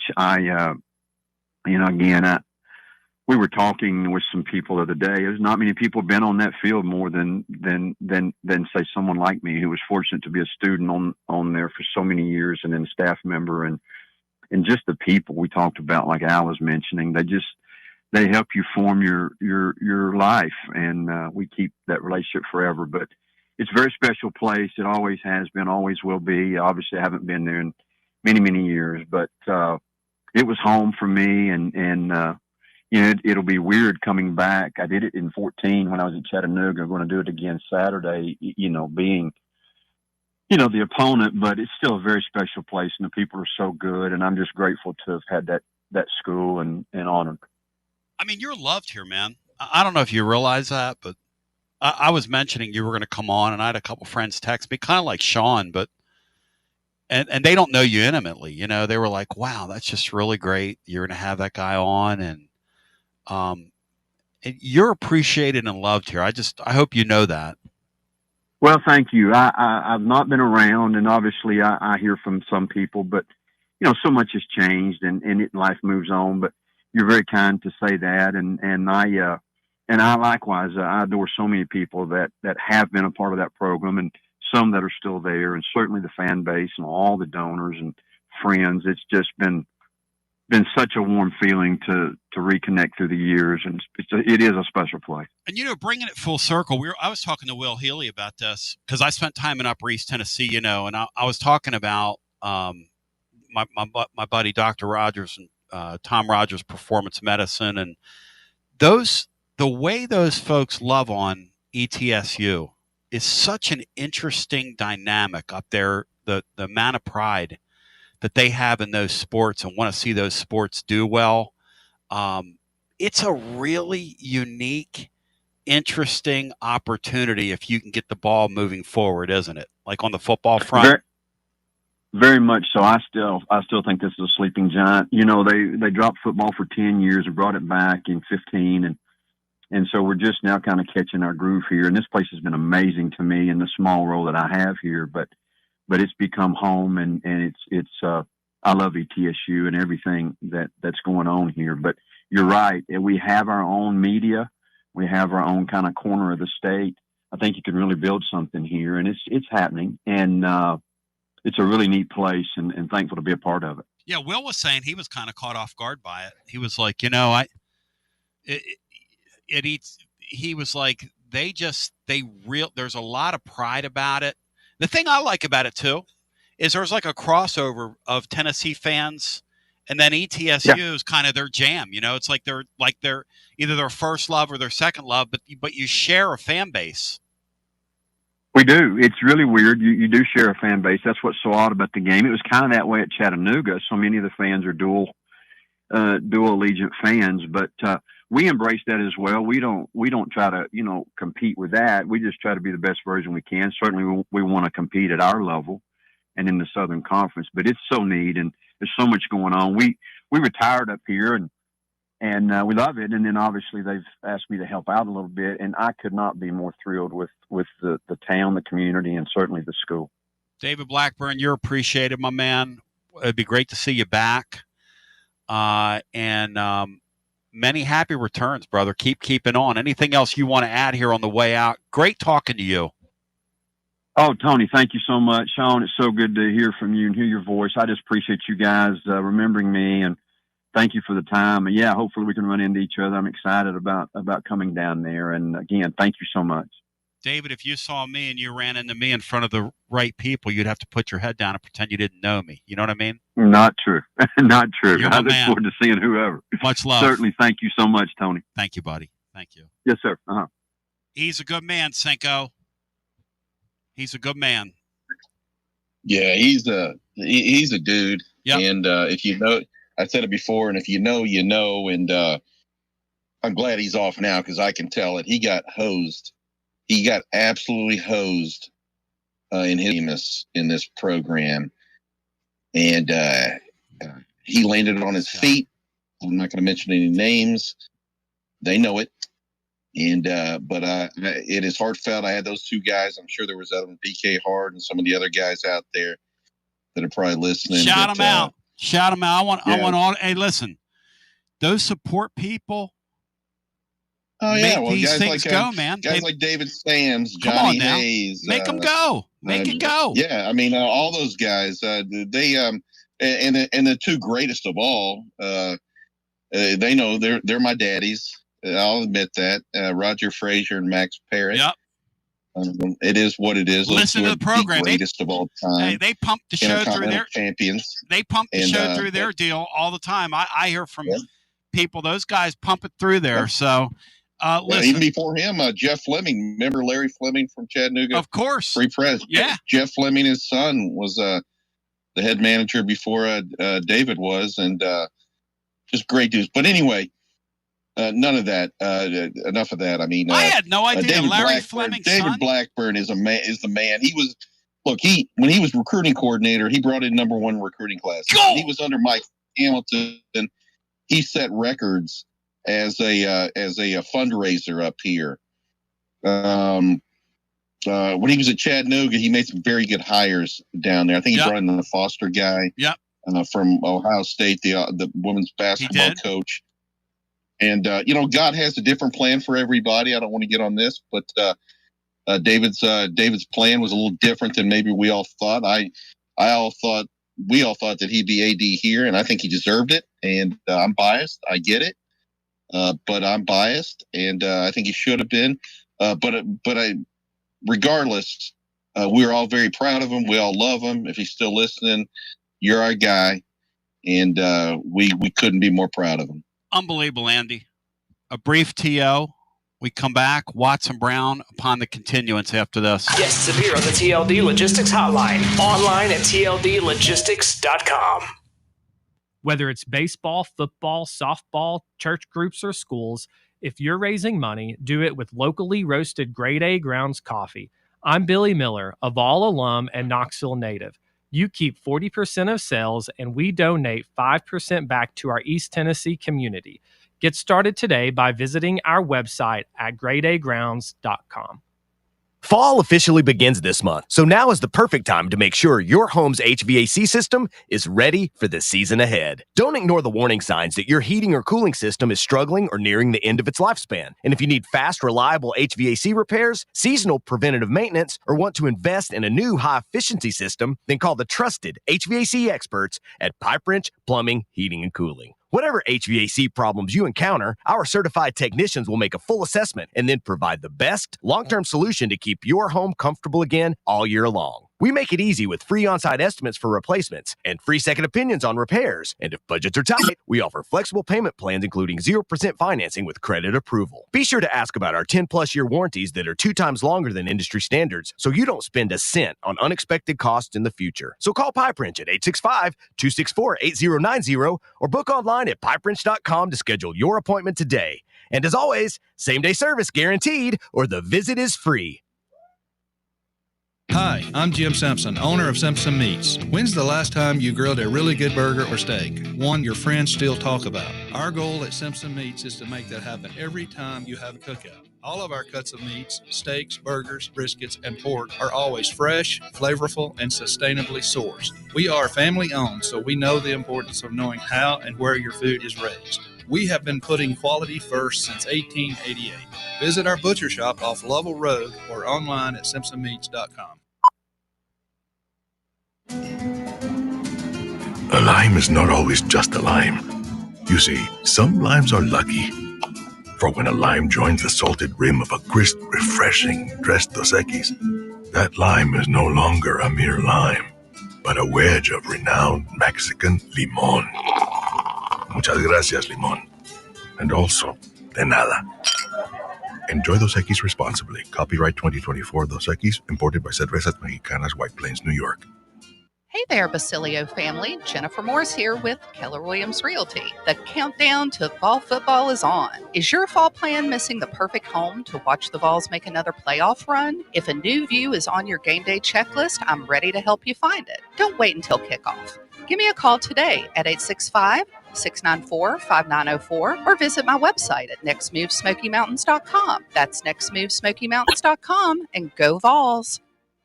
Tony Basilio, and we are live once again with Chad Stockton of FC Alliance. And Chad, you're out there on the field, 100 strong here in Knoxville. Talk to me. What's been going on with FC Alliance now that the weather's heating up? We're out here for the first night of the boys' tryouts. We have over 400 kids that'll be here tonight.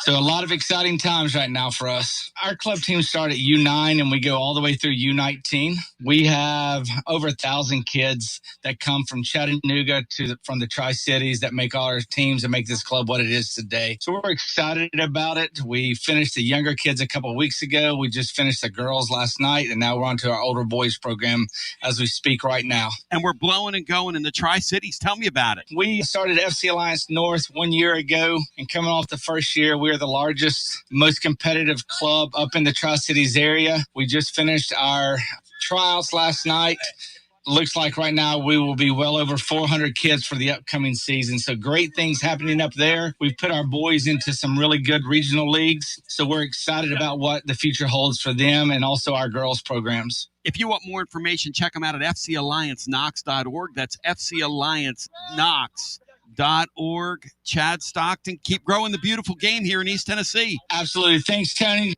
Tony Basilio along with the great Mark Griffin. And we're here to talk about our friends at Performance Medicine. And Griff, their slogan, stay educated, stay healthy. That's you. Wow. I really like to think that, Tony, and I'd like to give Dr. Rogers a lot of credit because I definitely want to stay educated and healthy, and knowing that he's putting the time and effort in to make sure of my care. I want to encourage your listeners to put the time to learn and become educated and get to know Dr. Rogers and see if it can help with your health as well. And there's a really, really easy way to do that. In fact, they've got their own YouTube channel. You can see Dr. Rogers for himself with his staff. It's called The Performance Medicine Show over at the Performance Medicine channel over on YouTube. Also, more information at performancemedicine.net. To our friends in North Knoxville, a brand new location over in Fountain City, now accepting patients. So many ways to reach Dr. Rogers. And like they say, stay educated, stay healthy. Performance Medicine, online, performancemedicine.net. When it's past high noon, it's time for a vodka soda made with a vodka you've actually heard of. I'm talking White Claw vodka soda made with White Claw premium vodka. JB Smooth only drinks vodka soda made with the world's smoothest vodka. And you can too. Pick you up a bottle of the triple wave filtered vodka that's been distilled 5 times. White Claw premium vodka comes in 4 flavors: black cherry, mango, pineapple, and just vodka. You haven't had vodka like this. No one has. White Claw premium vodka. Please drink responsibly. Tony B here with the great Zakai Ziegler for Hey, whoa. Tony, I got this. Hey, Tennessee, it's Easy here. Next time you have an electric issue at your home or business, call my friends at Advent Electric. With offices in Knoxville and Nashville, it's Mama's Easy approved. You heard it from the most electrifying player in the league. Call the service professionals at Advent Electric, 865-588-0631. Online, adventelectric.com. Tell them ZZ sent you. I'm bowing thy head as I welcome you back. It is your Tony Basilio show. Chase Thomas coming up in a mere matter of moments. But we've got some business to attend to, and that business is the great Watson Brown is now joining. Before we get to Watson, though, I want to remind you, tonight at the Smokies game, my man Mark Lester is going to have the T3 ride, the race car that's going to run in Bristol in the upcoming fall race there. It's going to be there for you to take photos with, hang out with, maybe jump in the thing and take it for a spin. I know Watson likes to go fast, so but check that out and shout out to Mark Lester and T3, and we'll score a T3 TD tonight. Watson Brown presented by our friends at Simpson's Meats. You will bow thy head when you say the name of Simpson's Meats. Why? Because it's a beef brand built on quality.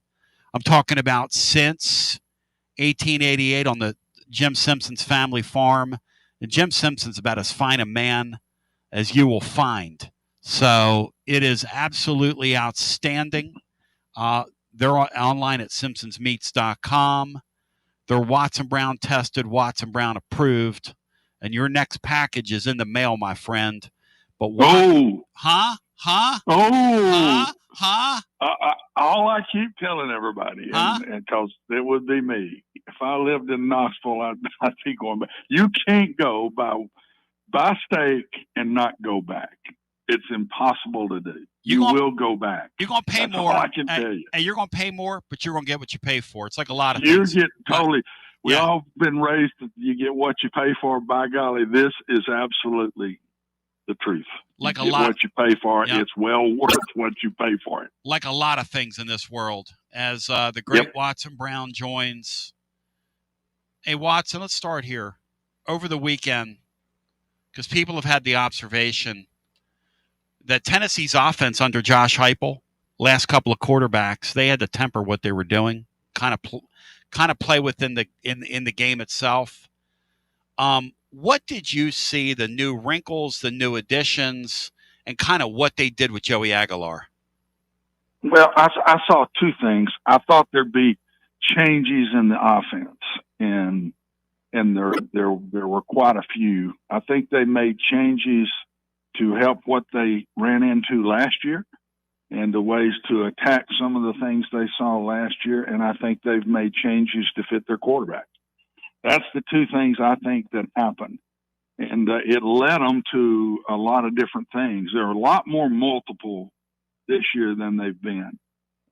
Start with the splits. They did not have those wide splits. They did some, but it's usually in their spread sets when they did that, and that was the stuff they've been doing in the past. But they went to more normal splits. Playing those two tight ends excited me because both of those guys, the two that play the most, are really athletic. And so they're going to do a lot with them before the year's over. You haven't seen them near what you're going to see when they get into the real toughies as they start getting into SEC play. And you know, he's so much like I was. All I ever heard was, well, he's a passing guy. He's a passing guy. He's a passing guy. And that's what everybody, Josh is a passing guy. No, he's not. He is a run first guy. And a lot of stuff come off of the passes. Not near as many RPOs the other day. There were some, but a lot more play action pass.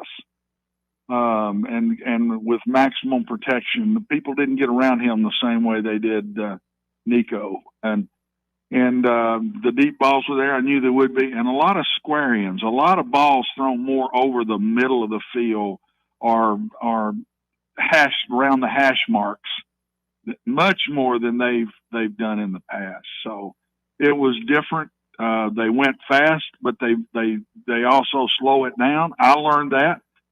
I went fast, and I realized, man, I think it's even better when you mix it. You go fast, then you come back and you're just normal. Then you go fast again. That's even harder, I think, on a defense than going fast all the time. Now, when you're about to kill somebody, he'll go fast and want to wear them out and end the game. He will do that. But I just saw so many changes that I was very excited about. I thought he needed to make a lot of these changes from the end of last year, and by golly, they did it. And I still see a lot of the old offense too. So he's combined some things that are going to help him and did help him. And the last thing about it, I'd say offensively is they got the right guy. The things that we thought about him were what you saw. A cool, calm, confident dude, a tough guy, and will get up and he ain't going to show that he's hurting. He's going to get right back up and go again. And the players I saw on the sidelines and during the game clinging to him. And so they lucked out, Tony. They lucked out in the deal. There's no doubt about it. They lucked out in their quarterback. You think Watson, because you texted me like a drive-in, right? And you're like, this guy fits what they do. Yeah. You're like, this guy, I mean, I'm going to tell on you. You say this guy's kind of a better fit than the last guy was for what? Yeah, and I don't want to get into. I don't like talking about kids or anything, but he does. He fits. His sense of timing is better than Nico's. It's better. He can get rid of the ball and feel sense of timing. I always thought Nico a little bit would wait till they're open and let the ball go. This guy, when I say sense of timing, he's letting it go to the spot when they're going to be open and not wait until they are open.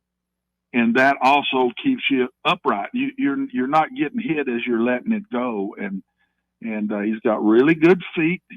I wouldn't say he's a great runner, but I don't think they're going to let him run a ton. I would say from Nico and Hendon and that, you'll see half the call runs with him because, number one, they've got to keep him upright. They don't have the backup right now. And so I think they'll protect him a little more in what they're doing. But I didn't see a negative, honestly. Maybe a little bit on the RPOs. He was a little hesitant on some of them, but they didn't run a lot of them. And I'll bet he didn't run a lot of those at App State, and he's learning to do that as time goes on. But his play-action game, he throws very well on the run, very well. And And they ran more dropbacks with him, which is good because I thought they needed to have more dropback pass calls in early downs to go with what they do. And they did that. They did that Saturday. And I think they're going to be tough. The whole key, though, the whole key offensively is not the quarterback. It's the offensive line. Yeah. And what they're doing, they have to run the ball well. They have to run the ball well in what they're doing. And I think they will. But that got to keep those guys upright, not hurt, and they've got to play well. One thing you've talked about since Heupel's been here is the concept of staying ahead of the sticks. Yes. So first down becomes extremely important. And against Syracuse, they were on the front foot the whole day on first down. No, they did good. Perfect They opener. did really good. That was one of their better games of staying within the chains. One of their better games of doing that. But execution has something to do with that, and from the quarterback, and running the ball has something to do with that. If you can't run the ball and you've got to tinker around and try to get 4 and 5 yards on early downs with your little short passing game and this and that's just hard to do. It's hard to do, and so the way they run the ball, the way they could throw off of the runs, they'd get in those two tight ends, Tony, and they put one on one side and one on the other. He tinkered with a lot of different sets with them. But one set that he got in would be one was on one side and one was on the other. So it balanced up the formation. Both those wideouts are one-on-one out there. And they just sit there and throw hitches and slants and stuff to them. And it's so simple for the quarterback because the formation creates coverage that makes it one-on-one to your wideouts. If you have to respect the run. Now, if they don't respect the run, that won't be the case. But Tennessee should make you respect the run, and you just get one-on-one out there. It simplifies the game with those two tight ends in a lot of different ways. It's a Wednesday with Watson Brown, presented by our friends at Simpson's Meats. Watson dropping some knowledge on us. Tennessee changed what they did. It looked different. It felt different. The quarterback was extremely comfortable. And I'm going to jump Sean in here in a second, but Sean and I are both have marveled into open microphones a couple times this week how you can be 100 days on a campus, okay, and look like that. The amount of work that kid must have done when he first got the opportunity to come to Tennessee. You talk about taking something seriously, Watson, and speak to, if you can, from a coaching perspective, the nice job they did with everybody involved to make that thing look that cohesive off the jump. Well, number one, the teams you're playing have the same problem. So that balances that not having them very long out. Everybody don't have them very long. So you go play Syracuse, they had the same issues. They had a new team, and they had a lot of things they had to try to get done by the first game. So I think that kind of balances out early in the season. But I give Josh a lot of credit. What I think happened, I'm going to go back to what I first said. I think he had three things that I thought from leaving the season. He's got to figure out how to get big plays. He wasn't getting enough big plays. Number one. Number two, he had to handle the looks he was getting on defense. What are we going to do to attack the looks we got last year in the last half of the season? And then number three, who's our quarterback? And we got to make sure we do the things he does well. And he did all three of those. And I think that's one of the reasons that the quarterback played so well was that they were doing a lot of things he had done and he was very comfortable doing. So they adjusted a lot to him, which made it simpler for him. Like I say, I don't think he had been a big run-pass option guy. I thought that was probably the thing he did the poorest a couple of times. And he'll get that, but it's reps. And the last thing is you can get a team there quicker in today's world because they get to do things with their players that even 10 years ago, you couldn't do. You could not be in meeting rooms all day long with them. You could not be out on the field working with them. Great point. You couldn't do those things. They had to do it on their own. And so that really helps in trying to put it together. But again, these coaches have figured out how to do it and put a team together quickly. And there were some that looked really good doing it. And then there were some like North Carolina that looked awful doing it. So, I mean, it went both ways. But the good teams and the good coaches, they figure out how to put it together. And Tennessee knew, in my opinion, they weren't playing like a lot of the other, half of the SECs played a game they didn't have to look good to win. He knew he was going to have to play well to win this game, and I think that they shot for this game and did a great job of it. And they'll take this offense now and take it further. I think the Tennessee fans are going to enjoy watching it this year more than they have since Hendon Hooker. That's what I think. And I'm not blowing smoke. I'm not trying to say they're going to be one of the best in the country. I just think they're going to enjoy watching it because it's going to be more multiple, and they're going to do more things than they've been seeing here in recent years. Sean Sinclair, jump in here. It's a Wednesday with Watson Brown presented by our friends at Simpsons Meats. Online, simpsonsmeats.com. And look, if you're somebody that really wants to go for it, they've got gift boxes, makes a great gift. They can ship it anywhere in the world, whether it's steaks, burgers, sausages, roast, chickens, variety of local offerings as well at their local butcher shop. But if you want to buy in bulk, you can get half or quarter cows if you really want to go for it. And Cinco, jump in. You're on with the great Watson Brown. Coach, shifting gears here a little bit, over to the Tennessee defense. We all anticipated very similar defense than last year. And I want to give credit to Syracuse, even though they have a new roster. I think those are credible offensive coaches, and they have a nice scheme. Can you tell us what you saw about the defense? Because it looked they were a little more porous than we thought about. I know we had some injuries, but I was particularly excited for the first time I can remember in a long time, us having aggressive cornerbacks.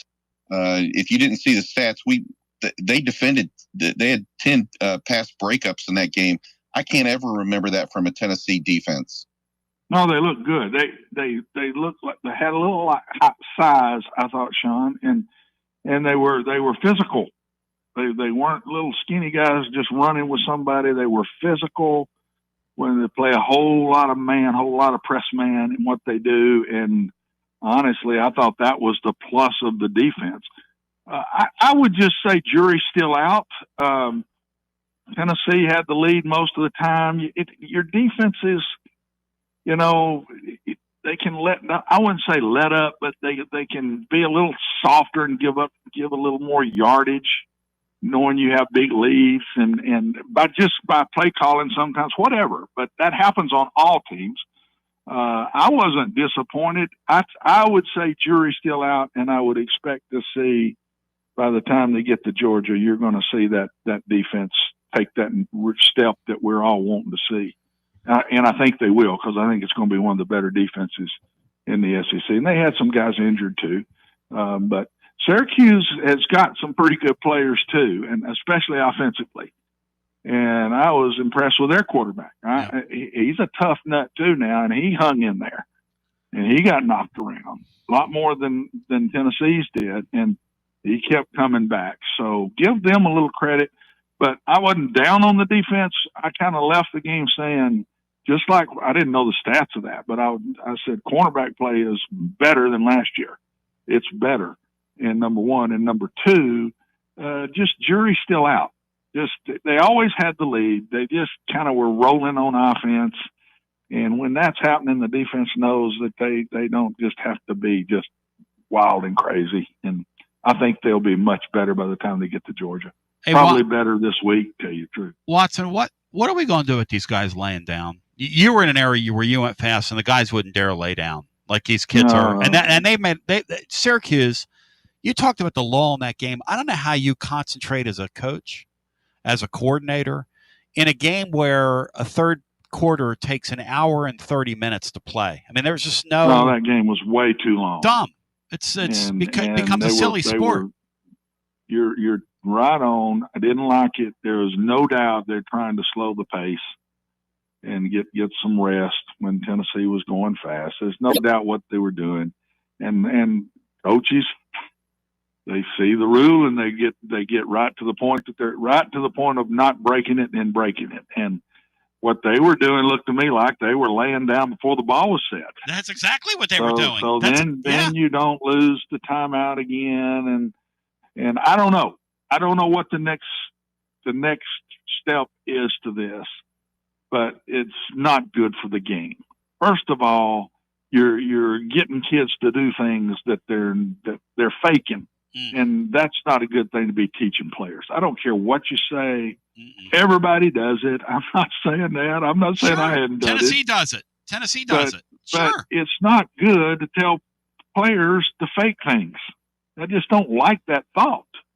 Not that I wouldn't do it, but somehow they're going to have to find a way. And I know, how in the world do you say the minute you say you're going to lose a timeout every time somebody goes down, and then there's a real serious injury or whatever. That's right. It's tough. And I thought this rule might fix it, and by golly, these coaches figured it out. Just go down before they set that football. And so I don't know. I don't know what to do. We're going to see it all year long, in my opinion. In those fast-paced games, we're going to see it. Well, it's wonderful, Watson. You spending some time with us. We have so much to talk about. I got to ask you this: how concerned should Alabama fans be with what they saw over the weekend, or would it be overreacting to what you saw over the weekend if you really reacted strongly to that? The thing that I saw that bothers me as a coach that I haven't seen in a long time, I saw a soft team. I saw the offensive line not getting great movement against a very new Florida State team, and I saw a defense give up 200-something yards rushing. And that's a concern. I don't care what you say. He's got some things to work on to fix that. He's got to go fix that, or you're not going to see the Alabama team of old, because skilled players can drop balls and all that. That's fixable. But a softness that I saw within the fronts on both sides of the ball was a concern to me. Florida State dominated the line of scrimmage on both sides of the ball. How many times have we said that against Alabama? Never. I'm telling you, it bothered me. I just said, uh-oh, and look out. Hey, and their kids did not handle getting punched in the mouth. Bad sign. That's a bad sign. Tony, when you're not able to handle getting punched in the mouth, there ain't nothing you can do about it. Now, you can start throwing fists or something else, but when you're getting knocked down, because I've been in those games when somebody's better and they're knocking you down, my kids would get up and they go again, but they just keep getting knocked down. That's what I saw. I don't know that I saw nobody trying. I saw them getting dominated. I saw them getting knocked around, and that's what's a concern to me. Now, you can't tell me the physicalness isn't there. He's got to get it out of these kids. And the only way you do that, you got to get on the field and you got to get after it. You flat got to get after it. And but they were not prepared for what they saw. And I'm not talking about technical things. They were not prepared for the physicalness that Florida State threw on them. That's amazing to me. It's amazing. It's something I didn't think we'd be saying. But, Watson, I appreciate you. Much love to you. Anything else you'd care to add here on the way out? You've been incredible, my brother. No, it's football time, man.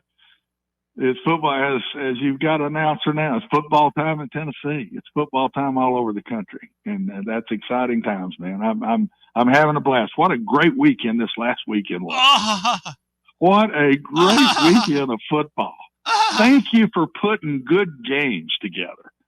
I mean, I'm not sure I'd have wanted it as a coach, but from that Friday of last week, that Iowa State game with Kansas State, right through the whole weekend, boy, South Florida looked fantastic. I can't wait to watch them play Florida this week. I'm telling you now, I thought South Florida was legit. I'm anxious to see if I was wrong about that, but I saw physicality with them. And that quarterback is special now. He is really a good player. So, I don't know. Let's see. Well, I hear fear in Florida's voice right now. Hey, Florida. I would. Thank you, If Watson. I'm a Gator, I'd be a little nervous. Watson, you're my man.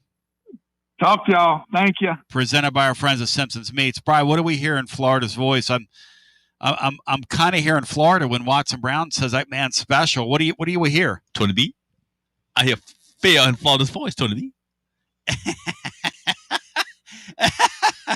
Florida, what a great foil he is. It's a shame they're going to go 7-5, maybe. Are you stuck in a dead-end job or ready for a new challenge? Do you feel like it's time to try a new career? Well, it's time to change lanes with TLD Logistics. My friends at TLD Logistics have some really exciting opportunities for you to learn a new skill. With a new 5-acre driving academy that's now under new leadership with all new course material. And the best part, it's absolutely free. What a great deal to set you on the road to higher pay. And TLD Logistics even offers weekly stipends to offset food and gas expenses. In 6 weeks' time, you could complete this course and be in compliance with FMCSA regulations. Then you're ready for the open road of opportunity. What are you waiting for? It's time to change lanes with TLD Logistics. Visit tldlogistics.com. That's tldlogistics.com. TLD Logistics.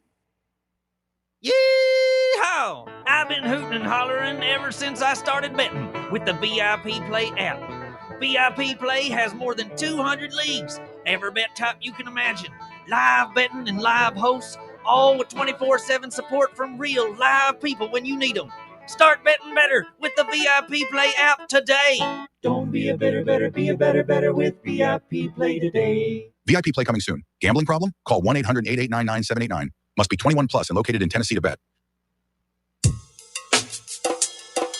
TB here for Cedar Bluff Plumbing, a live and local company that's been serving our area for over 32 years and counting because every customer counts, and I mean no job is too small. Cedar Bluff Plumbing just voted #1 by City View magazine because multiple plumbing experts are on call to serve all your plumbing needs. Chances are there'll be a plumber in your area when you call, and they won't send some salesman to your house. You're going to get a high character, trustworthy, highly trained plumber who will serve you, not like some of these guys that look like they came off the set of America's Most Wanted. Cedar Bluff Plumbing is Basilio tested and approved and will go the extra mile for you because Chucky Mack is a servant of the people and my consigliere to the throne, celebrating over 32 years of serving living volunteers. Cedar Bluff Plumbing. Call 588-4448. That's 588-4448. Cedar Bluff Plumbing.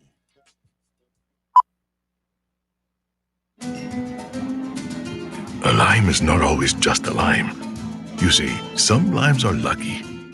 For when a lime joins the salted rim of a crisp, refreshing Tres Dos Equis, that lime is no longer a mere lime, but a wedge of renowned Mexican limon. Muchas gracias, limon. And also, de nada. Enjoy Dos Equis responsibly. Copyright 2024 Dos Equis, imported by Cervezas Mexicanas, White Plains, New York. Chilio here, and my friends at Carnes Motor Company started with a dream over a quarter century ago. I met Rob and Brian back when I still had hair, and they were working at a huge dealership in West Knoxville. But they told me back then they wanted to sell cars on their terms, and I wanted to do radio on my terms. Their terms, just like my terms, are ultimately your terms. In both cases, you're the winner. A Car Guru's National Award winner with a 5-star rating on all sites, just like our Vols. Everything about buying a car from Carnes Motor Company is no hassle. They specialize in high-quality pre-owned vehicles between the $5,000 to $25,000 range. And if you need to sell a car, they'll either buy your car or they'll help you sell it. Carnes Motor Company also has a top-notch service department. Therefore, every vehicle is rigorously inspected and serviced prior to delivery. So you're guaranteed to get a quality pre-owned vehicle every time. If you need a place for service, they've got you covered. Come be a part of the Carnes Motor Company family and tell them you heard about it from me. Online at carnesmotor.com, Oak Ridge Highway, 1 mile past the Carnes light. Carnes Motor Company. TB back with you. I got to tell you, it has been such a fun ride here on Fanrun Radio. I want to remind you that coming up on the other side, the great Chase Thomas will have you. We will no doubt do a TLD Logistics overtime, and we'll continue to take some calls here in our little world. I want to encourage you to check out our blog over at tclub.team as we today I gave you some thoughts, a couple thousand words, seeing myself sort of put that together. Observations on the football weekend. I will say this. I think that Texas and Ohio State are both going to make the playoff. I was a little surprised at Arch Manning's level of play for a guy that's been on their campus for 3 years. But I still think that Texas has so much talent. And I'm just a big believer in talent. I mean, we saw that here down through the years. Recruiting matters. It's always mattered. It's always going to matter. It's why the guys at the very tippy top of these sports, and I think about the Nick Sabans of the world, every moment he thought about recruiting. Tony Vitello is the absolute best. And you know what? Every minute he thinks about recruiting. They've got the most Tennessee baseball. They got the most top 100 players in this recent freshman class for a reason. Because those guys know that if I'm going to have the best team, I got to have the best talent. And so we'll go back to our phones. Shout out to my friends at the Smokies who remain at home this week. Remember, the T3 vodka car is down there at the entrance tonight. And Mark Lester wants you to know you can go get photos with it. You can hang out with it. Maybe you can jump in it and drive that thing like Joey Aguilar did over the weekend. Because Watson thinks, Brian, that we're going to go faster and faster. He thinks we saw the tip of the iceberg. Brian, you buying? Yeah, I do. I think they're going to – it's just telling that how quarterbacks that sort of end up falling into Heupel's lap, as you say, have been more productive and successful than ones that he picks. Oh, it's weird. I don't know how that happens. No, it's weird. I don't know how you can look at Nico and determine that he's a 5-star and he's got to be a must-have, and you can look at Aguilar and think that, well, he's not even worth a scholarship offer. It's just weird. Well, you got to kind of look at it, not being a know-it-all. But you got to think about, the things that work in Heupel's offense are being able to process and accuracy. You don't care how tall you are. You don't care how big your arm is. Danny Werfel would win another Heisman Trophy in this offense because that's what he brought to the table. That's right. But in the modern day 5-star, 4-star camp circuit, et cetera, that's not celebrated. There's no way in 7-on-7 can you show how you process defenses. I mean, so you will always be able to go to Texas and find one of those kids around Houston or Dallas or South Lake, all those that can play. Your Drew Breeses, your Ty Detmers, Major Applewhite. Those guys can play right now. They can absolutely play right now. Yes. And guys like Ryan Leaf, other guys that are 6'5", so Jeff George, they will always look good in shorts and a T-shirt throwing the ball. And you know what? It's you talk about last year was an absolute foretelling of what happened with Arches, because you can like Quinn Ewers or not like Quinn Ewers, but when they brought Arch in his second year on campus, all he could do was run the ball. And they did everything possible to get Manning to move ahead of Ewers in the lineup, and he just couldn't. And I'm not throwing dirt on him because I think he's quality, but one of his uncles was one of the greatest of all time, and like it or not, Eli was one of the best. It was more like his dad. It was one of the best athletes playing quarterback around. The kid's he's not that. Sean Sinclair is dropping some truth bombs today, because that's exactly what I saw. Now, John Adams, because you're from Louisiana, you genuflect and you're not allowed to say anything. He blamed the coordinator. I'm like, blame the coordinator? Come on, John. Hey, John, do better, man. Be better. You're better. I like when people tell me this. You're better than that. You talk about something that runs all over me. When somebody tells me I'm better than that. Ladies and germs, I love you. I hope you have a wonderful day. It's been incredible breaking it down scientifically with you. I want to thank Will Healy for joining us. I want to thank none other than David Blackburn for joining us. The great Sean Sinclair, DDS, beautiful Maryville. Love him. It's unbelievable. Chase Thomas will have you next. I am going to continue to talk about it here over at tclub.team. We love you. We thank you. Shout out Dubsy Smith, and peace. WJBE 1040 AM. What am I doing here? You're listening to FM 105.